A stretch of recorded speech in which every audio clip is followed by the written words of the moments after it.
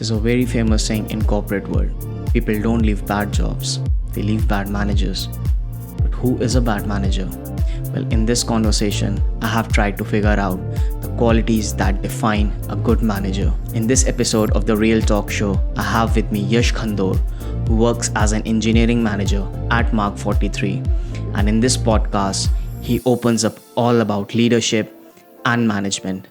What parameters define a good manager, the relationship that a good manager should have with their team, and basically anything and everything that you need to know for becoming a good manager, a leader. You can also listen to this podcast on Spotify. We go by the same name, The Real Talk Show. If you like this conversation, please support us by sharing it. It definitely motivates us a lot in bringing more such interesting and useful conversation for you. And now, without further delays, here's the man, Yash Khandor. Welcome to the Real Talk Show. Thank This you. is for the first time we are rebranding the Tech Ketchup Show as the Real Talk Show because we are now going to gather experiences of all domains, not just restricting ourselves to technology and business stuffs. So that's why we have rebranded this, the Tech Ketchup Show, as the Real Talk Show. And this is the first episode where we will be doing it as the Real Talk Show. So welcome to the Real Talk Show, Yash. And I hope you Thank you for having me. enjoy this conversation with us and we create some good stuff with this conversation. Absolutely. That's the plan. Yeah. Okay, Yash. So to begin with the conversation, we know that there are plethora of management and leadership roles throughout company verticals. There are managers for different teams, for different verticals in an organization. And the crux comes to the management skills of a manager. How does a manager reacts and responses to various situations, and how does a manager handles his or her team? My question to you is, what are the abilities that you think defines a good manager, or in short, who is a good manager according to you? That's a very good question. Probably a cliched question too, if you go for an interview when you're interviewing for a manager. But I think it's one of the very important questions that every person who wants to get into management should ask himself or herself. Because management looks very lucrative from outside. To some people, it looks boring as well, but it's neither of the two. It's bits and pieces of everything. And if you answer this question for yourself, I think you're in a good place to get started. So coming to the question, I think while there are a lot of roles, like you mentioned, within management, there are a lot of qualities that define a good manager. While there can be specific to the domain that you are into, but on a very general basis, I think of all the different virtues that one needs to possess, the one that I rate the highest is patience. And that's something that I've learned the hard way. I've learned it while I was not managing and also while I manage within the technology domain. But I think this is something that holds true across domains, across fields. I remember reading somewhere where a wise man said, patience is a virtue that only the greats possess. Fortunately or unfortunately, when you are in a corporate setting, patience is something that is imperative. It's a virtue that you need to have. In technology specifically, if I talk about it, I've always maintained in software development that slow is smooth and smooth is fast. So patience will always help you move faster. Patience is definitely everything. So that's one very important quality I feel that is required in a manager. And that's something that I have seen is not really talked about. People talk a lot about management. People talk about building morale, improving satisfaction of employees, coordinating the employee needs with the organizational needs, delegating responsibilities. A lot of these are talked about, but patience is one thing that's not talked about. The other thing that is very important is to understand that as a leader, and I wouldn't say manager, I would say as a leader in general, you embody the change that you really want to see, whether it's within your organization or within your direct reports in general. So when I say you embody the change you want to see, what I'm trying to reflect is as a leader, you have the responsibility to demonstrate the beliefs and the values of a company and then reinforce the behavior that will reflect those values. So it's very important as a manager to embody the change that you want to see. The next one that is again very important, and this, I don't know if this is specific to technology, but it's an ever-changing world and a very fast-changing world. So as a leader, you are somebody who should strive for, and you are somebody who really drives the thirst for continuous learning and continuous improvement. I know continuous improvement, continuous delivery, continuous learning. These are terms that we have put on the shelf as a technical term or something like that, but I think it's very generic and it's very important. And one last thing that I would like to maintain is that's for personally as a leader, if you want to succeed. This might not affect the people that are reporting to you, but it will indirectly affect your performance and hence the organization performance. It is discipline. It is one of the most underrated quality, just like patience. Patience is the most undermentioned, but it's still rated well. Discipline is the most underrated virtue that you need to have. Just to get more insights over this, when you say that patience is the most it's not the underrated, but it's something which is not very much mentioned about, it's under mentioned. And then you say that you say that discipline is something which is very underrated. Could you just break down this for our audience in a much simpler terms? Like Absolutely. when you compare both of these, how, like, in what dimensions you are comparing them, or in what terms you are saying them that they're underrated and undermentioned? Sure. So when I say, let's talk about patience, right? When I say patience, I'll take an example of technology because I have real examples that I can talk to, right? So as an engineering manager, just in general in technology, the most difficult part of my role is probably having the ability to balance the speed of execution with quality and technical debt. And eventually what the goal is to build a product that would delight your users, right? What happens is in software development, the hardest part is to convince your stakeholders that software takes the time it takes, and rushing it or putting more people on it is only going to make it slower and even maybe make it buggy. So when I say it's under-mentioned is because nobody talks about patience. Everybody knows patience is important once you get on the job. But when you are interviewing or when you are talking to people about what this role entails, nobody will tell you, oh, patience is a virtue. I know you learn with experience. That's just how general management skills are. But I think this is something which is important that should be mentioned to a lot of people who get into management early. Because I mean, not everybody has a lifetime to make all the mistakes, right? You learn from others' mistakes. And if we make mistakes, it's on us to let people know. So I think that way it is very undermentioned. It's not underrated because you realize it once you are on the job.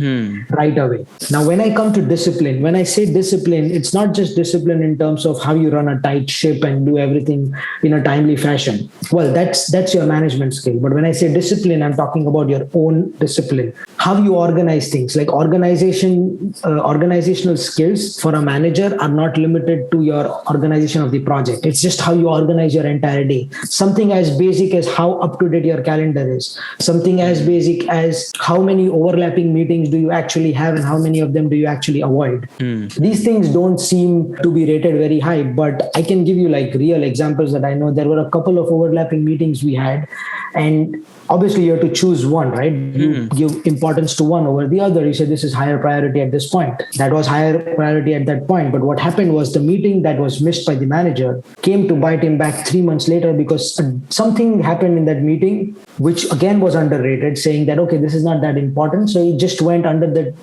cover somewhere. You can point out to a lot of other mistakes that communication should have been better, blah, blah, blah. Yeah, that's true. But all of this could have been avoided if there wasn't an overlapping meeting. I know you cannot always avoid it, but the basic discipline of having, say, something like calendars updated, trying to find a happy space between, say, oh, this meeting, instead of being an hour meeting, maybe can you make it like 45 minutes, something like that, right? Getting to the crux of things. So that way I reflect to discipline. There are a lot of other aspects to discipline, but I don't want to go too long on that. You have yourself been a developer and then you transition to a management role, being an engineering manager. This has been a personal observation that it's quite a trend that people usually transition from some kind of a development role to a management role. Why do you think people make such transition, or like what was your particular reason for making such a transition from a developer to an to a management sort of role? So I think there are two parts to this. One is I'll talk about my personal reason, and then coming to how we are seeing the trend in the industry, right? So first is when I changed my professional track, moving away from an individual contributor, like an IC role, is because I observed myself that I've always reveled in situations that involve leveraging my people management skills clubbed with my technology acumen. Something that luckily, fortunately, comes naturally to me. Understanding the priorities of different parties, communicating effectively between them, and in the end, helping everyone to meet the goals is something that has always sparked a keen interest in me and has brought me to where I am today, which is the path of engineering management. And I'm enjoying it myself, and I'm actually thriving in it. So I think I made the right move. I was recently quoted for this, but I didn't mean to be quoted. But I did mention that empowering a team to achieve like organizational goals in a timely manner, but at the same time helping individual contributors level up by providing them the necessary meaningful opportunities to learn and flourish in their role. This to me is the definition of happiness. And apparently that is what translates to a one-liner of what is expected from an engineering manager or any leader in general. So that's how I moved to engineering management. And to make it very clear, it was not just from the perspective of getting promoted within the organization or getting more salary or stuff like that. Because of course you have advantages, but there is a technical track that you can follow where you don't really need to get into people management, right? So it was a very well thought out decision. It was something that, like I said, comes a little naturally to me as well, fortunately. Now, coming to what's happening in the industry, I think I've observed something similar that you mentioned, but again, across geographies, it's slightly different. If I talk about North America, there are a lot of people who are anti-management kind of. They think that, when people get involved and communications get involved, they're like, it's too much complication. I have to deal with red tape, blah, blah, blah, paperwork. I would rather just stay in the technical track. On the contrary, if you go to the Asia Pacific region, and I've seen that, people are like, if I have to grow in this organization, I have to go into the management route. I wouldn't say any of them are wrong, but I would say it's not entirely correct as well. It comes to a point where, do you know the real motivation behind what you want to do? Do you think technology, technical acumen, working hands-on coding is what gives you happiness, is what you think you will thrive in? Because at the end of the day, salary looks very good on your offer letter, in your bank account, yes, but that happiness, that high lasts for a week or two. When you have to go 5 days a week, work 8 to 10 hours in that office and get the work done, it comes to bite you in the back. It doesn't matter how much more money or less money you're making. I'm not saying like settle for cheap, no, but you have to determine the track you want to take. There is money being offered, there is power being offered in either of those tracks. You just have to find what track is right for you, because that initial high is there. I know there's an adrenaline rush, obviously seeing that figure, 6-figure, whatever it is, it's good, it's nice, right? Like, who doesn't like that?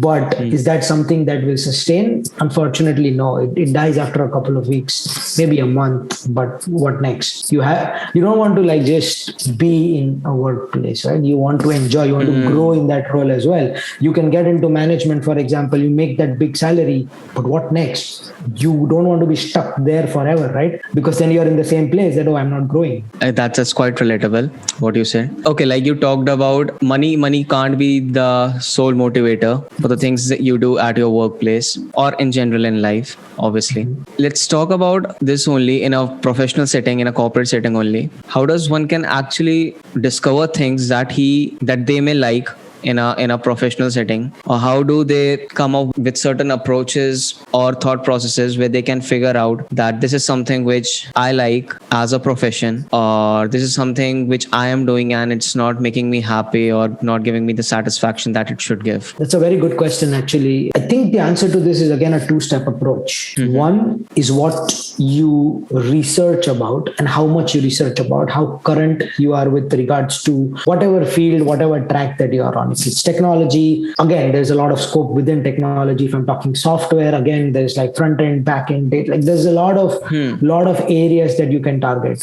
So you probably, the very first thing you need to do is you need to be aware, which comes with research. So there is no second alternative to research. And research takes time. It is hard work. It is a lot, but there is no alternative to it. There's no shortcuts here. That's first thing to know. There are no shortcuts to finding the path that you really want to be. Or you can take shortcuts and then find it the hard way, it's probably going to be longer and more painful. But you can take the standard, probably a lesser, I wouldn't say it's risk-free, but still like calculated risk approach. So research is first, and second is you have to actually get hands-on with it. You have to try it out. There is no given set formula or a handbook for, okay, you follow step 1 to 5, you will become a technical guru. 5 to 10, you'll become a management guru. No, there is nothing like that. And the reason I say this is because you don't know yourself beyond a point, and that's the unfortunate truth. Nobody knows themselves completely till you actually put yourself in a situation. You wouldn't know if you are good at people management skills until and unless you have to do it. How are you going? Okay, I don't like talking to people a lot of times and solving problems. Yeah, that is your personality. Fine. So that is something of a red flag. But have you ever tried in a corporate setting to do something and navigate the obstacles to find a solution with the help of a team? Well, if you did that, it speaks to your strength as well. So the only way to, like I said, again, I'm reiterating myself, the only way to know is once you get hands-on with it. So these are that's a two-step approach, I feel, to knowing what you really want to do and figuring out what you want to get out of this life. Cool. When you transitioned from your development role to a engineering management role, since you said that you had that natural flair for management roles and leadership roles, but then to how easy or how difficult was it for you to transition to or adapt to the new roles and responsibilities? Whenever you switch, right, it's never easy, and it's never as easy as you think. I wouldn't say it's not easy. I would say it's never as easy as you think. There are a lot of things about a given role that you learn only when you get on the role. And the role is not generic, right? It is specific to an organization, specific to an industry. So there is nothing, again, there is no handbook to it. Okay, these are the things. There is a general set of functions you need to do, which you think you are comfortable with, and you'll find them easy. But when they are clubbed with the unknowns and also a lot of uncontrollables that come in a corporate setting, that's when the challenges come. And I think it's nice to have those challenges, because if everything was easy, again, I always talk about having a high, and that's what keeps you going at work. That high is missing if there are no challenges. It's a mundane work day. You will not thrive there. You will not survive there if you really want to grow in life and are ambitious, right? So I wouldn't say it was easy, for surely not easy. It still isn't easy. I mean, there are challenges that come up every day. There are a lot of uncontrollables that are thrown at you. I mean, for example, in the current company that I work with, we're growing at the speed of knots. Like it's insane. We were a 185 people company at the start of this year. Right now we are a 320 people company. And it took us 8 years to reach from 0 to 180. And it took us 6 months to reach from 180 to 320. So what happens is there are a lot of set standards and procedures in place, which are not bad essentially, but they were good for a 150 to 200 people organization. And suddenly you are like a 300 people organization, 350 people organization, and processes don't change that fast. You hire fast. You have a lot more product initiatives fast. You get funding fast, but processes take time. And so suddenly the good processes are bad, and then they're thrown out of the window. Something like that. I'm just giving you an example. So those are challenges that will always come to you. So when you transition, it's not easy, but even when you are in a given role, you always will be faced with newer challenges. And if you're up for it, that's where you grow. That's your opportunity to paint the canvas the way you want, because nobody has a solution to it, right? If somebody already has a solution and you're proposing some other one, that okay, unless it's way better, that's fine. It's something that you already have a benchmark to compare on. But if it's a plain canvas, it's your painting. You can do whatever you want with it. Good, bad, ugly, brilliant. It's up to you. So, since you transitioned from your development to a management role, is there anything which you have figured out in yourself, which has been evident to you in yourself, in your own personality, that there are certain changes in my both professional and personal life that has been a demarcation when I was a developer and when I have moved to a management role? These are certain qualities that I have possessed after being a manager, or these are certain qualities which I have left after being a manager. Has there been any demarcations between your personality when you worked as a developer and when you worked as a manager? absolutely, 100%, to be honest. There are a lot of things you know as a developer there are a lot of things you practice as a manager. There's a difference between knowing and practicing, and that's a big difference. And you realize it only when you do it.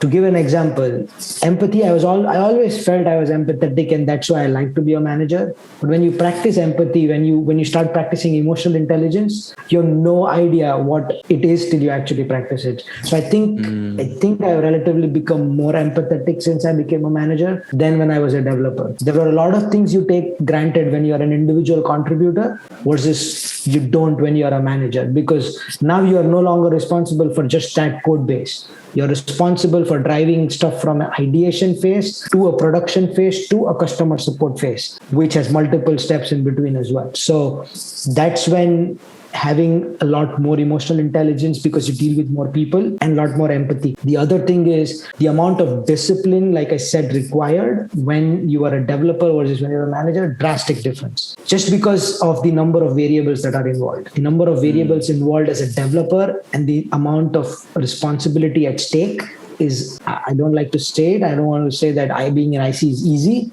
But what I'm saying is the number of variables associated with you when you are in a management role is way more. And the number of uncontrollables are even more. And that's the worst, right? The variables is okay, but a lot of them which are uncontrollables, you just have to deal with them. Those are the two main things I feel. Cool. As a manager or as a leader, how do you try to make your communication process with your team an efficient one? And also, how do you try to build a two-way communication system where your employees are, where your team is also as comfortable in discussing anything with you or anything openly to you? How do you define that communication process? How do you try ensuring an efficient communication process in your team? That's a great question. That's something that always comes up in a lot of our leadership meetings that we have, right? Like we're all leaders talking to each other, and we're like, how do you, especially with this scenario of COVID, which is pretty unique, where you don't have people talking to you in person. Everything is remote, everything is online or either on chat or a video call. And I think a lot of part of being a leader or a manager is to pick up gestures from your reports or individual contributors. And that goes missing a lot of times, because a lot of times people would say something, but I don't know if they really want to say it or not, right? How do you catch that? So that's a very good question, first thing. The second thing is, I think it needs to be a very open line of communication, and it comes only from the fact that your management style is very open as well. If you have closed doors, if you don't have an open door policy where anybody can walk up to you and talk about anything freely, whether it's a personal, professional, feedback, constructive, negative, whatever it is. Because the role of a manager, I think a lot of times is very misunderstood. When I say I'm a manager or a leader and I have direct reports reporting to me, I'm not really bossing them. What I'm really doing is trying to unblock them of all the blockers that they have. That's my role. The more blockers that I unblock, whether it's the people involved or the project that I'm managing, the more successful I am. It's not about how many people are reporting to me or how many people are listening to me. It is irrelevant, because that is not defining success. What is defining success is how many blockers were unblocked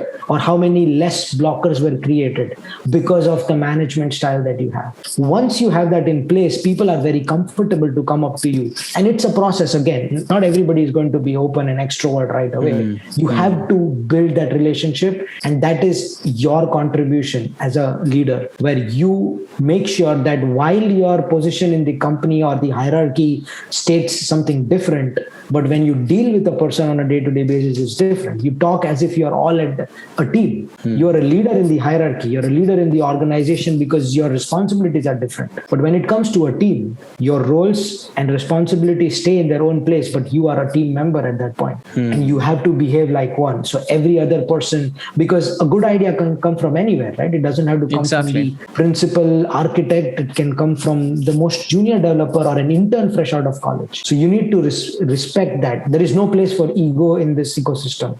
Because if you have ego in this ecosystem, you don't need another enemy or anything, right? That's the worst enemy you can have. Because if you have an ego, you are boxing your mind. You are boxing your doors and walls, and so people are not communicating, new ideas are not flowing. That is not good for you, the organization, or the team. One thing that I personally want to know, as a management person or anyone who is a leader leader to a team, what are the certain parameters that they should keep a check on, in order to ensure that the team is having an overall growth, or there has been growth for the team, both in their professional as well as their personal dimensions. They have growth in both the dimensions. So what are the parameters that a manager should keep a check on, which could give them insight that, okay, my team is growing on a personal and at a professional level? Sure. So when it comes to professional level, it's relatively easier to measure, because you say, okay, we had this project, this was the timeline, we delivered it within the timeline, just outside the timeline. You have those key agile metrics or project metrics. That's all in the books, right? It's all theory.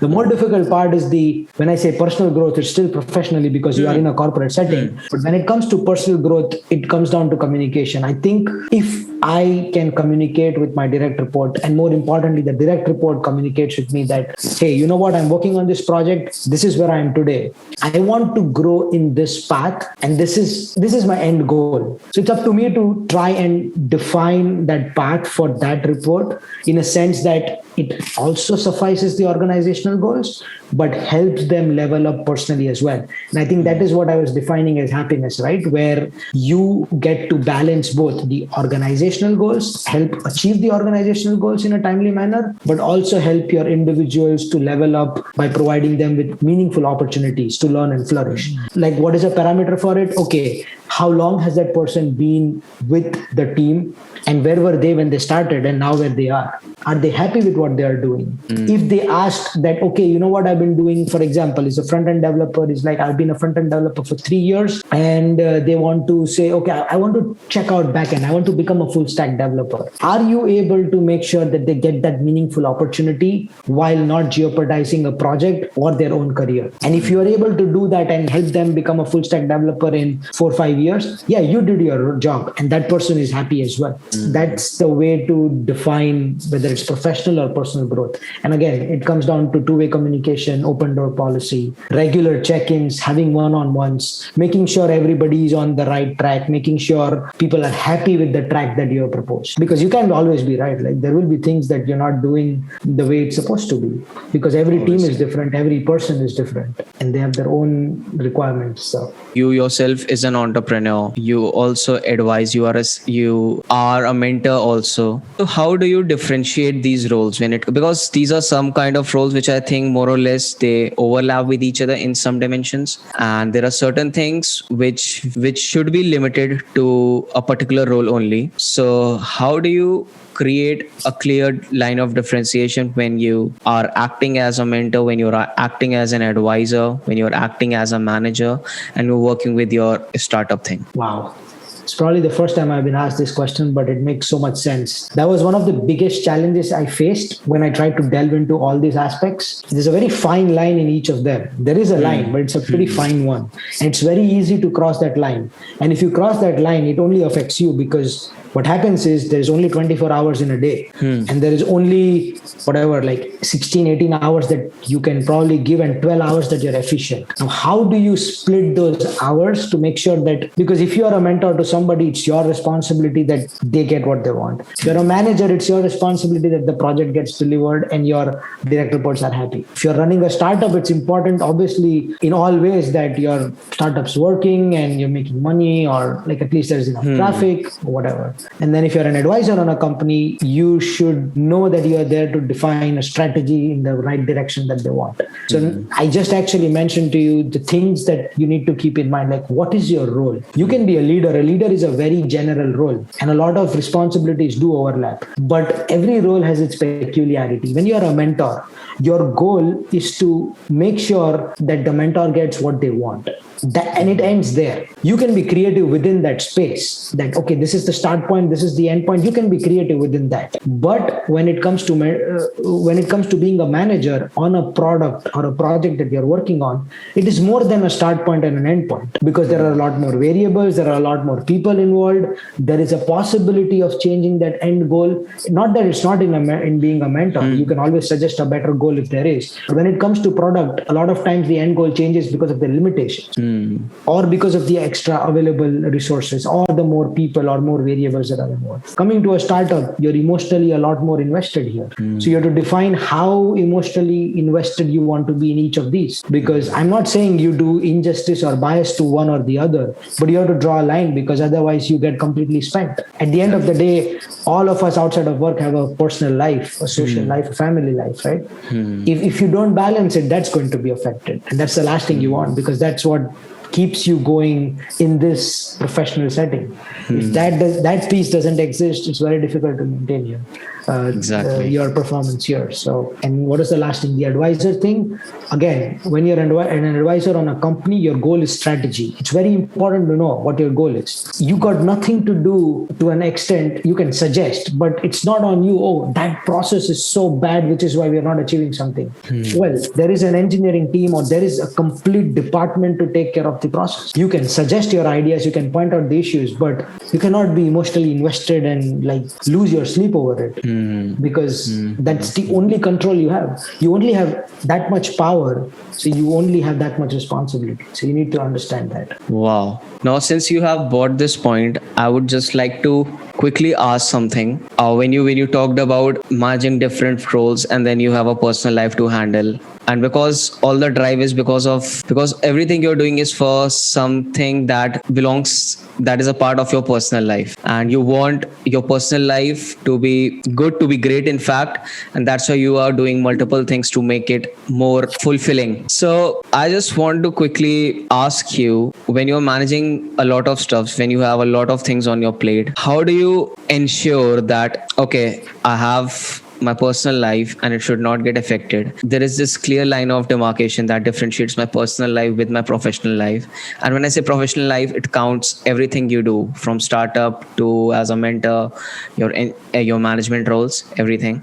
So how do you ensure that, okay, this is the line and I need to create a balance between these two? I would like to correct the question. You never ensure it. You try to ensure. Exactly. Because that is never achieved. To be honest, I'll be very honest with you. I can talk ideal that, oh yeah, I ensure it. These are the steps I take. No, you always try to ensure it, but it's probably never achieved, because at every point there will be something that takes higher priority or precedence over the other.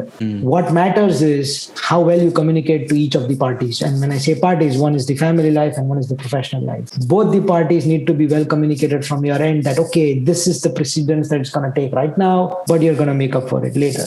And it should happen both sides, not just on the family. If it starts happening only on one side, then that side is going to suffer, right? And that's where you haven't balanced. So the only way to balance this or try to ensure that you are not going overboard is clearly communicating it, trying to balance the precedence, because always, like I said, one of them is going to have a greater precedence over the other. If you have like a steady line all the way, well, I don't know, either your family life and professional life is dead, or you are a genius, one of the two, which I have not seen either in all the people that I have spoken to, all the influencers that I have, or the people that have inspired me. They've always had these issues, but they've always tried to balance by communicating it well. Well, cool. Just the last one. What is that one thing that excites you to do your job every day and going on and doing your job? Like, there is something which needs to keep you excited for doing a job around the year. Let's not say 24/7, but yeah, considerable amount of time.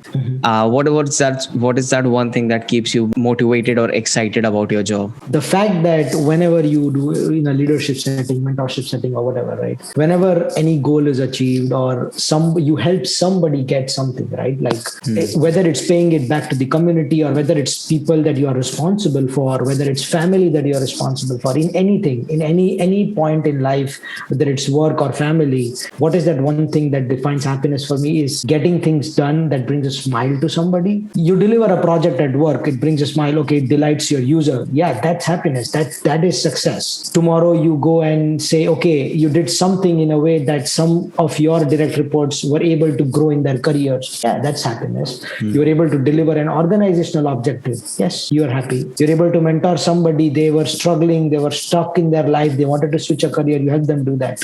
Happiness. A startup is stuck somewhere. You go on the advisory board. It is not overnight, right? It takes time. So you know the process that you're going through. So the hope that success is coming, the short-term goal where you're having small wins every day, right? You don't always fight a war. You fight small battles. And then once the battles are fought, you get to the end war, which you win. Exactly. Those little things which brings happiness and success is what keeps me going.